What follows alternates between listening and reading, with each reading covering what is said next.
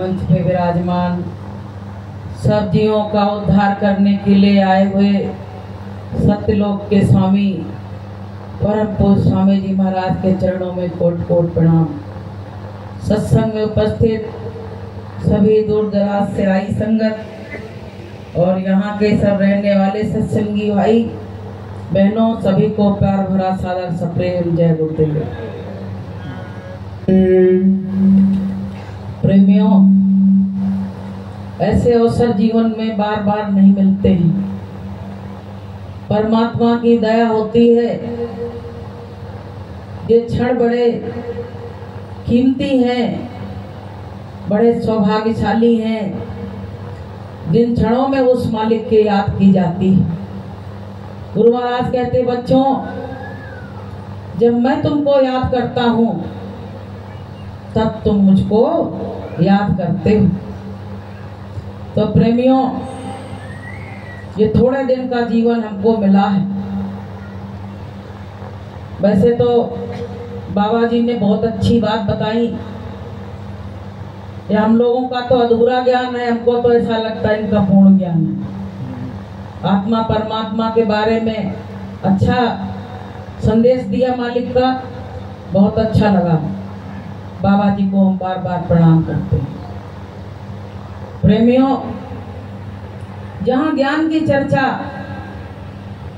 आपको मिले वहां से जरूर ले लो, क्योंकि यही चर्चा आपको भजन में सहायक होगी। गुरु महाराज कहते बच्चों, तुमको मनुष्य जीवन मिला और मनुष्य जीवन का तुमने सदुपयोग नहीं किया। उपयोग तो किया, उपयोग ऐसे किया कि घर गृहस्थी का काम किया, रिश्तेदारी नातेदारियों में काम किया, आए गए सब फर्ज को निभाया। लेकिन उसका सदुपयोग तब होगा जब आप संत की शरण में आओगे और सुबह और शाम परमात्मा का भजन करोगे, तब आपके जीवन का सदुपयोग होगा। बोलिए प्रेम से। तो प्रेमी भाई बहनों, हमारा जीवन धीरे धीरे धीरे धीरे निकलता चला जा रहा है। कभी हमारे मन में विचार आया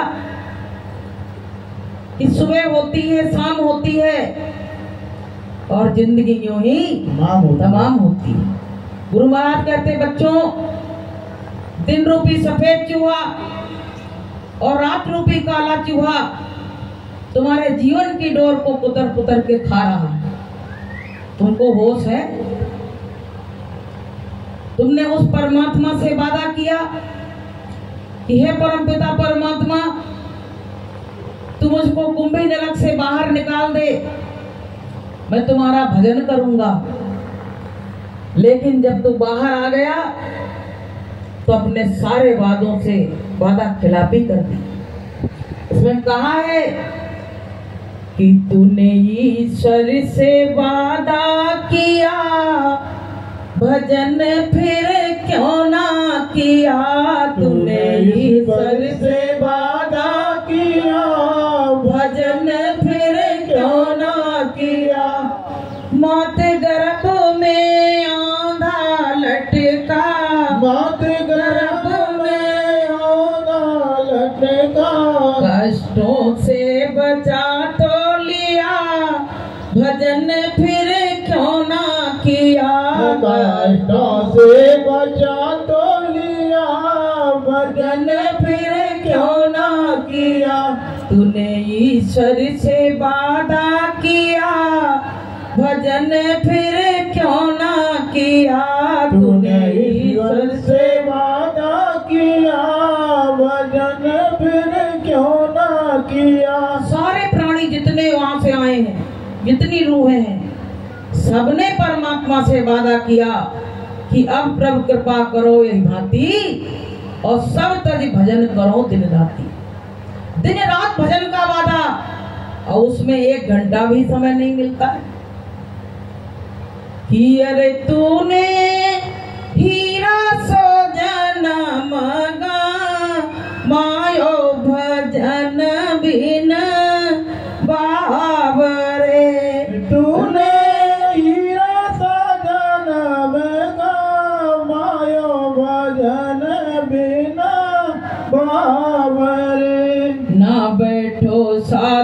की संगत ना गुरुद्वारे आयो। ना बैठो साधु की संगत ना गुरुद्वारे आया। पच पच मरो बैल की नाई, भूख लगे तब खायो। पच पच मरो बैल की नाई, भूख लगे तब खायो। अरे तूने हीरा सो जन्म मायो भजन बिन बावरे। तूने हीरा सा जन्म मायो भजन बिना बावरे। कहते अरे इंसान, तूने हीरा जैसा जन्म कौड़ियों के भाव इसको बेच दिया। तो प्रेमियों, हमको सबको इस जीवन की बहुत कीमत करना है। गुरु महाराज कहते बच्चों, करोड़ों जन्म भटकने के बाद तुमको जो नरदेही मिली, और इस नरदेही में ही बैठ के तुम परमात्मा का भजन कर सकते हो। और कोई देह ऐसी नहीं है कि जिसमें तुम बैठ के परमात्मा का भजन करो। कोई गाय से कह दे कि माला ले लो भजन करो, कोई कुत्ता से कह दे भजन कर लो, सत्संग में चलो, तो क्या वो आएगा? क्योंकि उनको वो होश ही नहीं है, उसमें वो तत्व ही आकाश में डाला गया है। ये ज्ञान केवल अगर है तो इंसान को ही है कि नर समान कौन्यों नहीं देही, और जीव चराचर याचक देही। नर के समान कोई देह नहीं है। भगवान ने कहा है मैंने मनुष्य बनाए और बिल्कुल अपने जैसे बनाए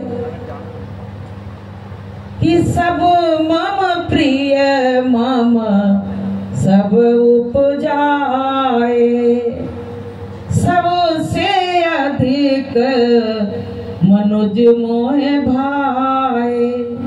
भगवान कहते हैं मैंने सारे संसार की रचना की, सब जीव जंतु बनाए, लेकिन सबसे ज्यादा अच्छा हमको कोई लगता है तो इंसान लगता है। क्योंकि इंसान एक ऐसा प्राणी है कि वो बैठ के परमात्मा का भजन कर सकता है। तो प्रेमियों, गुरु महाराज ने हमको ये अवसर दिया, नामदान दिया, और गुरु महाराज ने कहा बच्चों साधन भजन करो और अपने घर को चलो। उस घर को चलो जहां काल जा ही नहीं सकता है। कौन सा घर वो है कि साधो वहां घर को चलो और जा घर काल न जाए। वहां काल नहीं जा सकता है, क्योंकि काल का यहीं तक बस रहना है। वहां ऊपर सत्य लोग केवल जा सकती तो ये रूहें जा सकती हैं, काल कभी वहां नहीं जा सकता है। तो प्रेमियों, हमारे गुरु महाराज को दया आ गई और सारी रूहों को लेने के लिए इस संसार में आए हुए। कबीर साहब जब जाने लगे तो सारी रूहें रोने लगी, कहने लगी कि आप चले जाओगे तो मेरा क्या होगा, हम क्या करेंगे। तो कबीर साहब ने कहा ये तो प्रकृति का नियम है और नियम के तहत ही सबको रहना पड़ता है। तो प्रेमियों, जब वो जाने लगे तो लोग कहने लगे मैं आऊंगा लेने के लिए। तो बोले आओगे तो मैं पहचानूंगा कैसे। तो कबीर साहब ने कहा मैं ऊपर का भेद बताऊंगा तब तो तुम्हारी समझ में आएगा। तो कबीर साहब ने कहा कि हंसा हम तो ले आवेंगे, हंसा हम तो ले आवेंगे। लाख मद की भीड़ पड़ेगी, लाख मद की भीड़ पड़ेगी। सोवत हंस जगावेंगे, हंसा हम तो ले आवेंगे। अलख अगम का भेद बता कर सत्य लोक ले जावेंगे, हंसा हम तो ले आवेंगे। कबीर साहब ने कहा कि ये जीव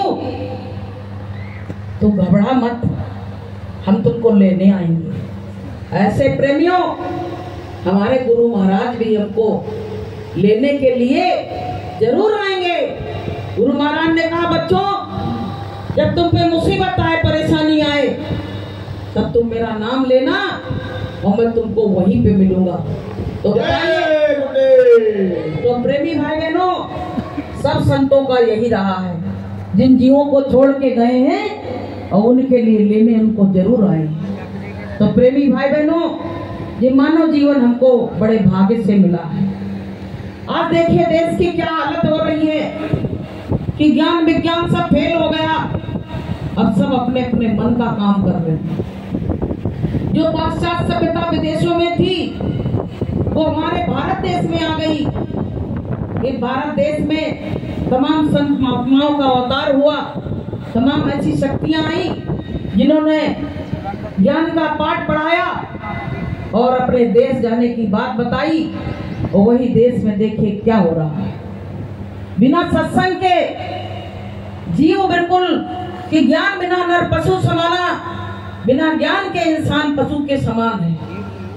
देखिए क्या होता है जब सत्संग घर में नहीं मिलता है, माता पिता भी सत्संगी नहीं है, वातावरण कोई सत्संगी नहीं है, तो आदमी की भावनाएं बदल जाती हैं, विचार उनके उल्टित हो जाते हैं और वो गलत से गलत काम करने की सोचने लगते हैं। आज मोबाइल ने लोगों का बिल्कुल जीना हराम कर दिया, सब कुछ बेकार कर दिया। उसमें रीलें देखते रहते, वो सोचते जे ऐसा कर रहे तो हम क्यों ना करें। लेकिन उसमें से कोई अच्छी बात नहीं लेता है कि इसमें संत महात्मा इस तरह की बातें बता रहे हैं तो उनको अपने हृदय में उतारें। तो गलत बात को तो सब उतार लेते हैं, लेकिन अच्छी बात उतारना बड़ा मुश्किल काम होता है। तो प्रेमी भाई बहनों, आप समझते हो कि हम जिससे प्रेम करते हैं वो मेरा है, लेकिन इस दुनिया में कोई किसी का है नहीं। सब झूठे नाते, झूठे रिश्ते हैं प्रेमियों, और उन रिश्तों में फंस के हम अपने इस मानव जीवन को बर्बाद कर देते हैं। एक बार क्या हुआ, राजा भर्तृहरि थे तो अपनी पत्नी पिंगला से बहुत प्यार करते थे। तो प्रेमियों, जब उनकी शादी हुई तो उन्होंने कहा कि अभी हम राजपाट नहीं देखेंगे, उस दिन तक हम पिंगला के साथ एकांतवास में रहेंगे। और अपने भाई को विक्रमादित्य को उसके ऊपर गद्दी पे बैठा दिया। अब प्रेमी भाई बहनों, वो अपना आनंदित जीवन गुजारने लगे। वो पिंगला को देख देख के बड़े खुश रहते थे। वो सोचते थे मेरी पत्नी जैसे किसी की पत्नी नहीं होगी। ऐसे ही सबके विचार रहते हैं कि मेरी पत्नी जैसी आज्ञाकारिणी, मेरी पत्नी जैसा प्रेम करने वाला संसार में कोई है नहीं। प्रेमियों, समय ने ऐसा मोड़ लिया कि पिंगला राजा के साथ प्रेम करने लगी और महल में रहने लगी। कोई चीज की कमी तो थी नहीं। अब क्या हुआ, राजा का बहुत बड़ा सब कुछ फैला हुआ था। अब वहां घुड़सवार भी थे, तमाम चीजें थी। राजा दरबार में तो बहुत कुछ होता है। तो प्रेमियों, एक उस महल में खिड़की थी। तो रानी पिंगला क्या करती थी, उस खिड़की से बाहर का नजारा देखती थी। तो उन्होंने देखा कि घुड़साल में काम करने वाला व्यक्ति बड़ा हट्टा कट्टा नौजवान है। तो उसने कहा इससे अगर मेरी शादी हो गई होती तो कितना अच्छा रहता। देखिए, एक राजा की पत्नी इस तरह से जो नौकर है उसके लिए ऐसी बात सोच रही।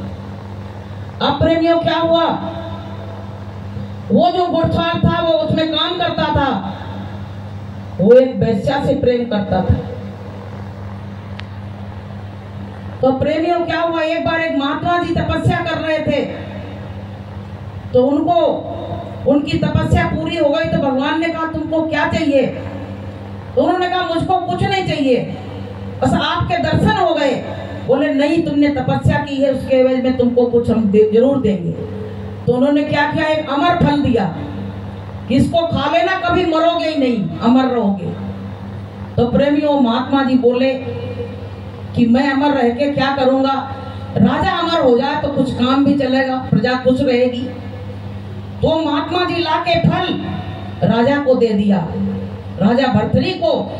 राजा भर्तृहरि सोचे कि इस फल को मैं क्या खा के करूंगा, अगर मेरी पत्नी खा ले अमर रहेगी तो हमको बड़ी खुशी मिलेगी।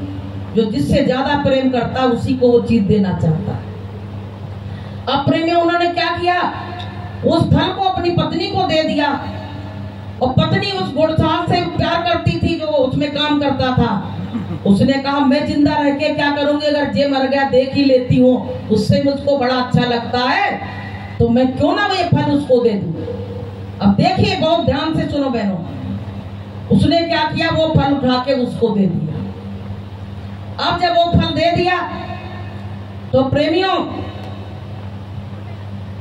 अब वो क्या, वो एक वैश्या से प्यार करता था, तो उसने कहा कि हम जिंदा रह के क्या करेंगे, अगर वैश्या मर गई तो फिर मेरा तो रहना बेकार है।